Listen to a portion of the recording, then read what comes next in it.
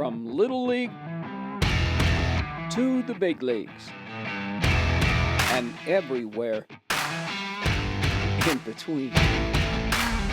From one stage to another. Passion is my middle name. I'm J.J. Davis. This is In Focus.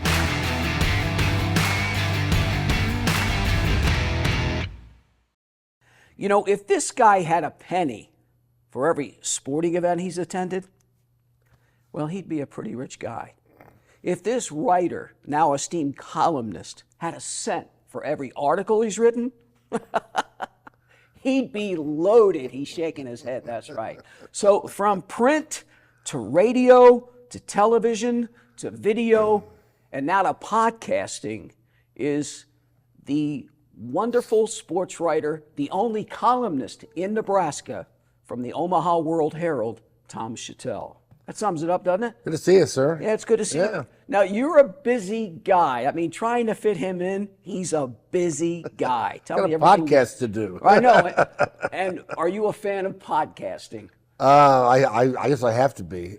I find it interesting that they want writers to talk. I know. Especially the guy who stutters. All I do now is talk. So if you'd have told me 1980 that I'd be talking, I said, instead of writing, yeah. You graduated from Mizzou Yes. in 1980. Did you imagine yourself being a writer all these years later, a columnist? I was hoping, and I don't know how long I was going to go or what it was.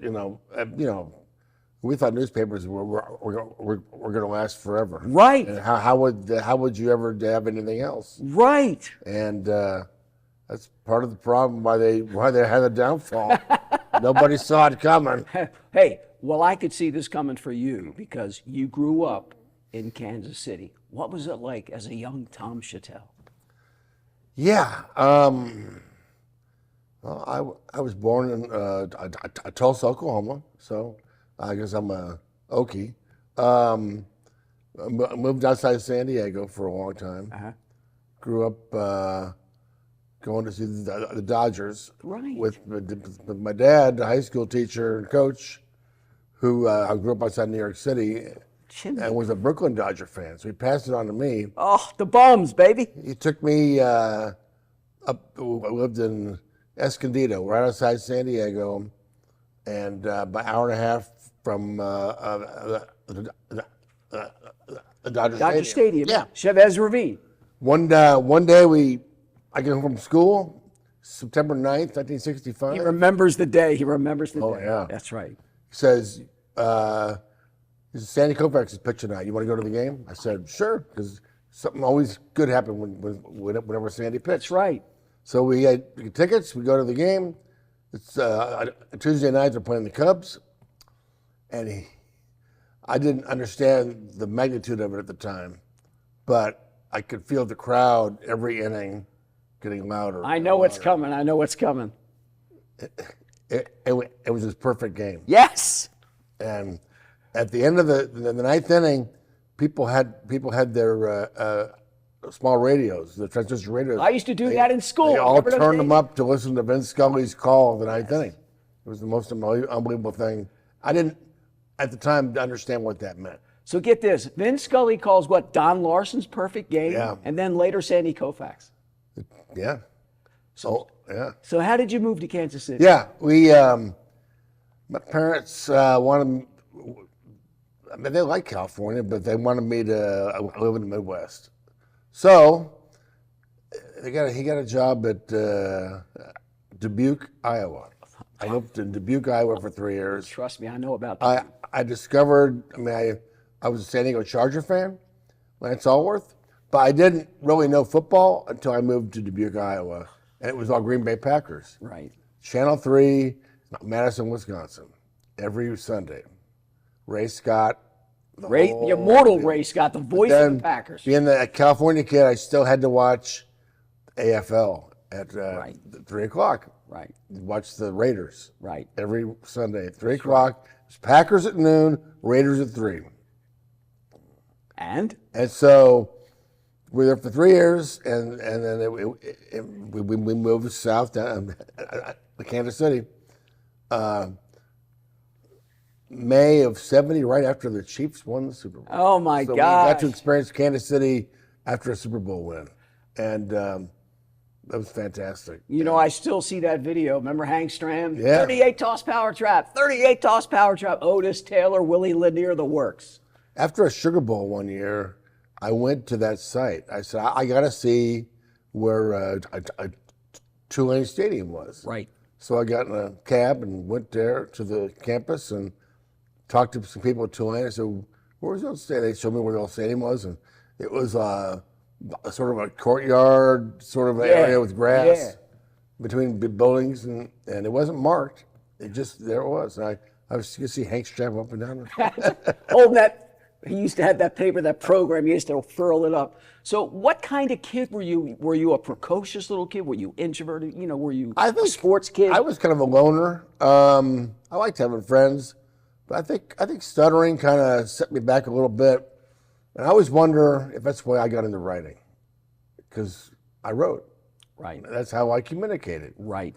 And I like to write. It got to be fun. And that was my best subject in school. And then one day, 1978 kind of area, started watching a TV show, The Odd Couple. Oh my gosh. And I started watching, and they had this character on the show. Felix and Oscar Madison, Jack Klugman. That's right. The baseball hat backwards, typing. We got the beer overflowing, and he's typing, and he's a fun guy.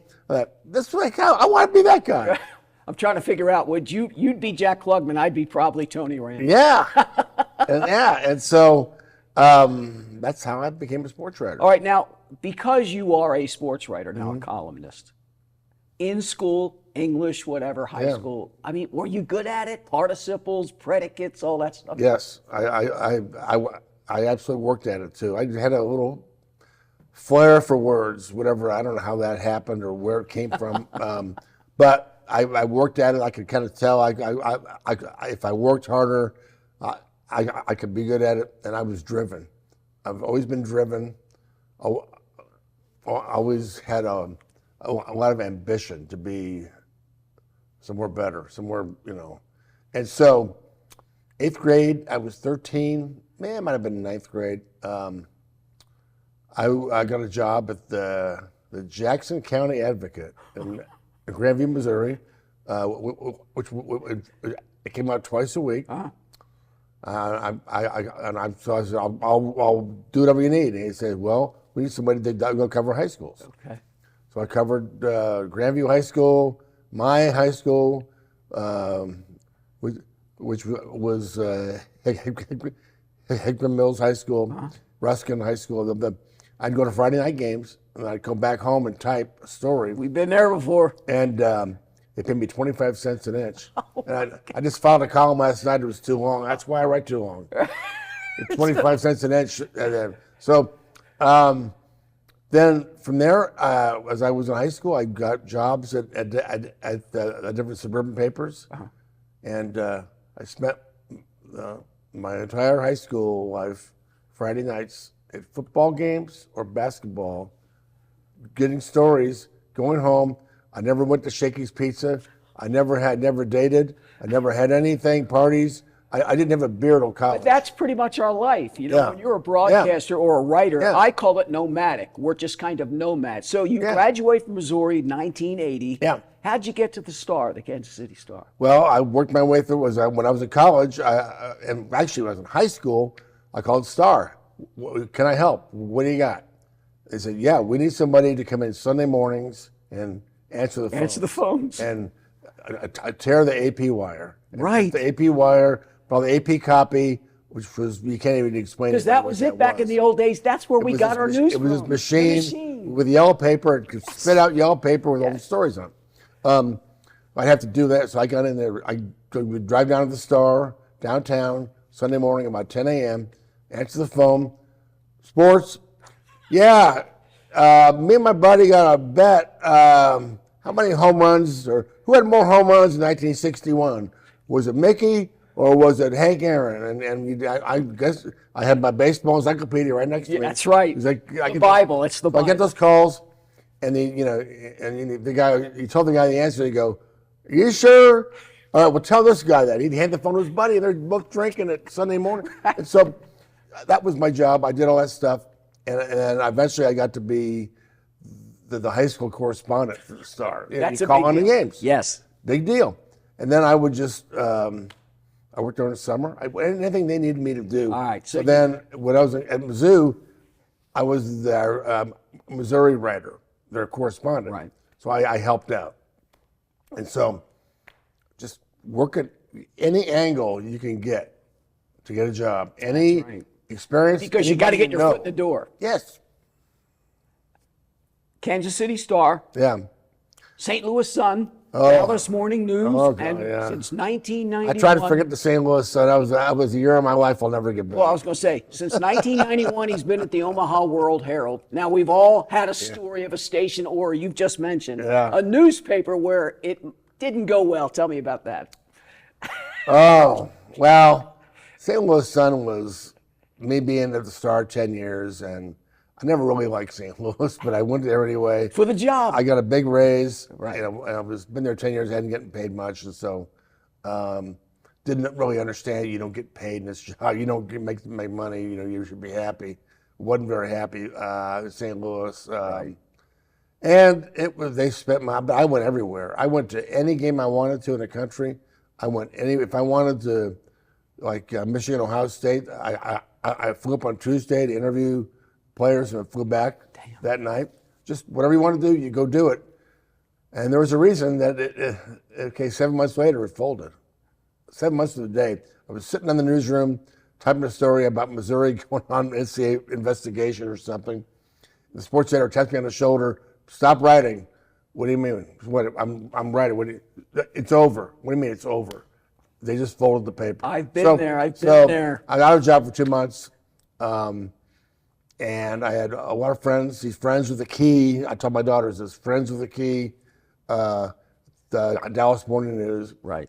A woman who was covering tennis for them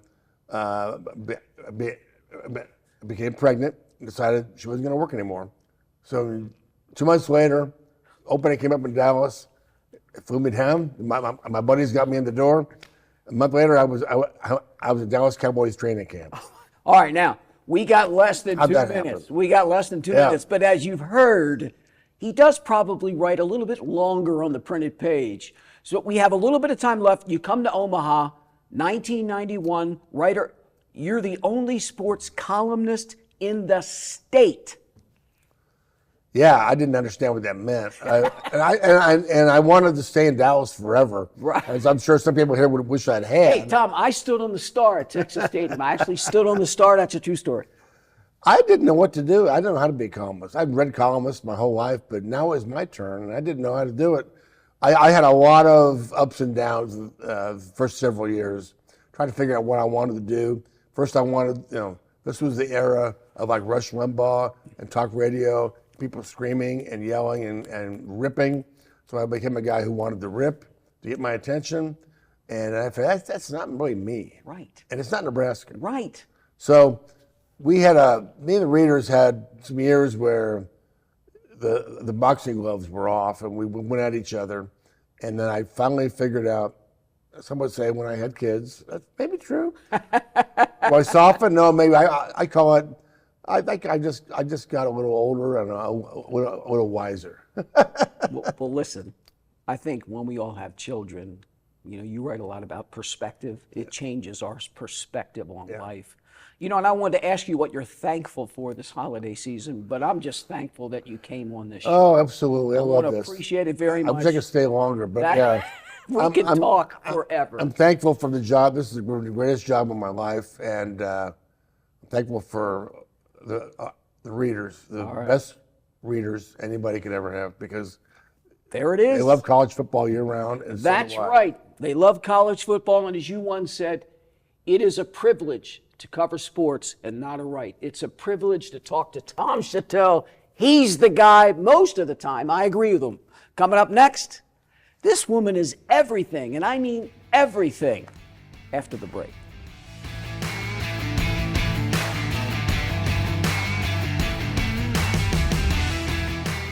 For days, I've been pondering, how can I introduce this woman? She's everything to everybody. But first and foremost, she's a wife, a mother, and a cancer survivor. That's right. Oh, she also is a PA, a physician's assistant. Oh, yeah, she also owns her own business. Oh, yeah, that's right. And she's also a very esteemed actor here in the metro area. Without further ado, sound the trumpets, everybody. Joining me right now is Leanne Hill Carlson. When you hear all that, what do you think? It sounds pretty exciting, and I'm so grateful to have all of those things in my life. What comes first? My kids. Amen. And then, you know, of course, my family and my friends. Right. And then everything else is my career, right? Like all of those things are my career. Now, you've gone on record as saying, I didn't intend it to turn out this way for the journey to take the course that it took, but I'm happy it did. That's right. That's right. And I have to talk about this all the time. My patients, wait a minute, you do theater? Like, yeah, I'm singing and dancing. That's right. And you've also gone on record as saying that they also ask me to sing and dance sometimes, which I do. Uh-huh. Yeah, oh yeah, why not? Where did it all begin? So I would say that it began when I saw Annie at the dinner theater back, I can't remember what it was called, upstairs dinner theater.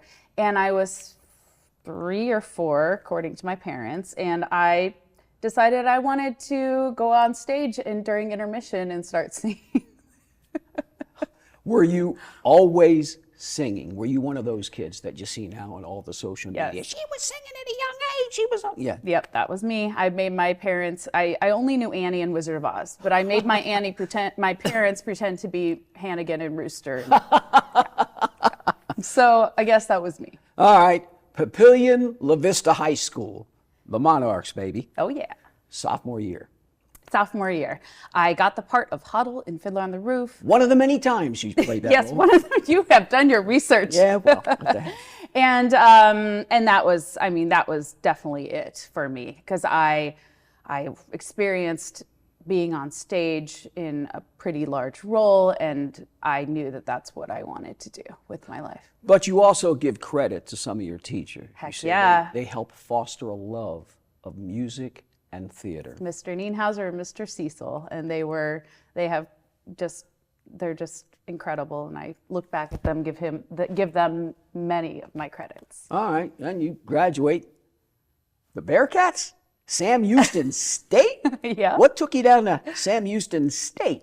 So great memories, some of the best memories of my life at Sam Houston. They had a really good musical theater program. That's what I was looking for. Mm-hmm. There wasn't much of that in Nebraska at the time, and I knew I wanted to get away. Mm-hmm. A cool thing about Texas at the time was that they offered a scholarship, or in-state tuition if you had a certain amount of scholarship. Uh-huh. So I was able to go there without any debt and foster my musical theater education, and it was incredible. Did you have any official training leading up to that? You know, voice lessons. I took voice lessons years ago. No, I went in there just with my high school theater, love, and a little bit of community theater, but nothing else. Do we call that natural talent? Well, because I never had it. I had a lot of training in college. Really? And beyond. And you also had some operatic training. That's right, yeah. So I did college light opera company in Falmouth, Massachusetts, and then I had voice teachers that I trained in light opera. 10 shows, 11 weeks with the opera right. company? 10 shows, 11 weeks? Yes, it was incredible. And who has the energy for that but a 22-year-old, right? But also it's valuable training because you learn scripts. I mean, it's always tough to go over scripts. We all have our own style, but it had to help in that regard. It did. I mean, I would say going into then PA school and having to memorize anatomy and all this stuff. I was the best one in that group because of my memorization from clock. So you come back and you decide, medicine. I want to go into medicine. Well, What? let me tell you. Okay. So this is the one I have to repeat a lot. So my senior year of college was when 9/11 happened. And that just seemed like a very scary time to go to New York as a young person. And I didn't know, there wasn't the internet and all this stuff that you could, I don't know. It seemed scary. And I thought, I'd like to help the world too. I like school. Not that theater doesn't help the world, it does. But I'd like to help in another aspect. And I liked school. I knew I wanted to go on to get my master's or my doctorate. So I thought, well, let's just take a break and try to go to PA school. I don't know if that's a break. No, I mean, there were a lot of people who, because of 9/11, there's a lot of people who decide to do something else because they want to help people or help defend their nation. So it's really not a surprise. What did your friends think?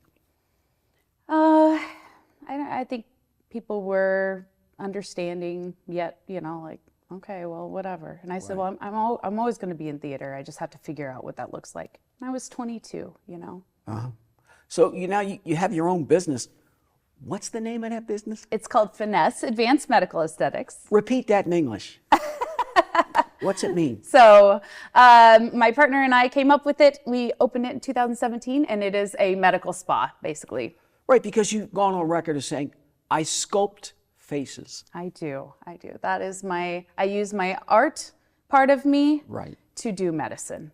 That's incredible. But you've also found some time to do some theater. I mean, the Omaha Community Playhouse, of course, as everybody knows, is celebrating its 100th year. So they have now this spotlight on these special, talented people that have crossed their stage. Who's the first one? This woman has done everything, played every role. All right, ready? 10 seconds. Give me the roles that you played that you love the most. Ready? Yep. Go. Elwood's Legally Blonde, Sarah in Murder Ballad, Helena in Indecent, and Mike, Pilot and Grounded. That's right. Pilot and Grounded. 85 pages, 3 weeks. 3 weeks. How did you do that? I have trauma from it still. I'm trying to memorize the script right now, and I'm still So how did I do it? It was every waking minute. I really didn't think I could do it. Right. I actually pulled out of the audition. Boy, that's a story. I've never heard that story before, because I love going to auditions because I love being comfortable being uncomfortable. And I love the challenge because I always say victory is in the attempt. Yep. And when I don't get cast, which is most of the time, I always That say happens to me. It's their loss. So what was the story behind you backing out? I knew that time frame of memorizing 85 pages in 3 weeks. And I was like, I can't physically do this. I'm working, I'm a mom, I'm blah, blah, blah. And the director said, I think you can. But don't you find that those roles are the most rewarding? Yes, it was very rewarding. It was very hard to be by yourself too. Yeah. And on stage as the only one. Exactly. It's just you. It was just me. I was inside a plastic box. It was Right. in the middle of COVID. We were all isolated. I didn't get to talk to anyone afterwards. Just Greg Shear and I hanging out in the back. Did your husband notice anything different about you? Because you know how sometimes we take it home. I always take it home. So unfortunately, he has to deal with that with every show. What do you like more? Acting, singing, dancing, if perchance we can call you a triple threat? Acting. I thought about that. Acting, for sure. Why? It causes, I love to sing and I like to dance. I love to sing and I really love to act. I like doing straight plays as much as I do musicals. And the reason is because I like to tell a story. I like to delve into a character and get down and dirty with it. How do you research your character? Everybody has their own way. That's a good question. I do a lot of digging before I probably even audition. Like, I'm going to go into an audition, I'm going to be really prepared. So and then once I'm in it, then I will it's just a process. I don't know if I can explain it. I have to okay. live it. Yeah, I get it. I always call it the magic because you really don't know when the magic's going to occur. Right. And at least it really doesn't happen that much. But when you're in it, when it happens, you can't explain it and you just know. I also know that you're kind of springing onto the scene here in Omaha. I believe the Metro's trying to start a cabaret type thing. Yes. So that's really fun. That's brand new. And there's a few of us that are putting together like a musical theater bar cabaret, so like a very casual situation. So look for that in the future. What songs do you like to sing? Or do you like to sing original songs or Broadway songs? Yeah, so I like to sing all of it. I really like to sing more body cabaret kind of thing. I think that's what gets the audience excited, but I'm open to it all. Do you know fear? Yes, I'm a cancer survivor. Correct. Tell me about that. So that's this year still. I can't believe it's still this year. I went in for my routine mammogram and it came back through many other tests as cancer. And that was very surprising. I don't have it in my family. So I just dealt with it. We find out a lot about ourselves as actors, but what you find out a lot about yourself knowing that you had cancer. That I'm tougher than I thought I was. I took that by the horns and I said, I'm dealing with this. I'm not taking any chances. I'm having everything removed and I want the least chance that it will ever come back and I'm going to live my life. And of course you had your son and your daughter and your husband. That's right. Yeah. What did it mean to have them by your side? Incredible. And everyone in the community, my friends, my husband who organized my medical care, Right. and my kids. It was hard for my kids. Right. They don't understand it. It might be hard, and it was hard, but what's easy in terms of the acting for you? It seems like everything. What's the role that you haven't played that you want to play? Ooh, oh my gosh. I wish I knew this question going into this. I've got, I don't know. That's bad. I'm All sorry. right, that's okay. Okay. I need to research this. But she does know what's coming up in your future. I'm so excited. So it's been a long time since I've been on stage because of cancer. So I'm coming back and I'm going to be playing the role of Tony in Appropriate at the Blue Barn that Sarah Paulson just played. And you got permission to say that? I did. I did. Because we know it's a big deal. Mm-hmm. So you've already started your research? I have, and I've actually already memorized Act 1. Good job, baby. I need love to. that. Yes. All right, now this is the holiday season. We've got 45 seconds. Okay. What do you want to be thankful for? Oh, so much this year. I'm thankful for my life. I'm thankful for my friends, my family, and my opportunities and the future. That's what I'm looking forward to. What an opportunity. The future I thought was going to be pretty good with this actress, but it turned out even better. So, Leanne Hill Carlson, from the bottom of my heart, thanks for coming on. Thank you it for having me. It means a lot. That's right. She is the one, the only one. But she'll tell you there are others. So for In Focus, I'm J.J. Davis with Leanne Hill Carlson, and happy holidays, and of course I'll see you next year.